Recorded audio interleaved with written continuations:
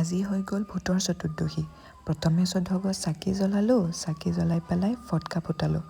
ফটকা অৱশ্যে মই ফুটোৱা নাই, ওচৰৰে দাদা এজনে ফুটাইছিলে, মই খালি ভিডিঅ'টোহে কৰিলোঁ।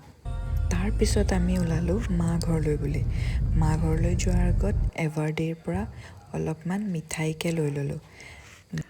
মাৰ ঘৰৰ ছাইডতে এগৰাকী আণ্টি আছে, আণ্টিয়ে বনাই আছিলে পকৰি আৰু মই যোৱা দেখি জল্দিকে বনাই দিলে। ময়ো 2টা পকৰি খাই ঘৰৰ পৰা আহি চোলাধৰাতে থকা আৰবান ধাবাত সোমালোহি। ভিতৰখন দেখিবলৈ বিৰাটেই ধুনীয়া, সৰু যদিও ধাবাখনৰ ভিতৰটো বিৰাট ভাল লাগিলে। মেনুখন চাওকচোন কিমান ডাঙৰ। তেওঁলোকৰ চবচে ফেমাছ ডিছটো হৈছে মটন হাণ্ডি। আমাৰ এওঁ আকৌ মটনৰে পগলা। যি হোটেললৈ নাযাওক কিয় মটনৰ বাহিৰে একো আইটেমেই ল'ব নিবিচাৰে। এই যে দৰজাখন খুলি দিয়া দেখিছে, ইয়াৰ ভিতৰতো বহিব পৰা ব্যৱস্থা আছে। আমি অৱশ্যে মুখতেই বহিলোঁ, কিন্তু ভিতৰটো বিৰাটেই ধুনীয়া। অৱশেষত আহি আমাৰ খানা পালেহি, মটন হাণ্ডি এয়া, এইফালে হৈ গ'ল দাল মাখানি আৰু এয়া বাটাৰ নান। খানাৰ কোৱালিটি কিন্তু বিৰাটেই ধুনীয়া।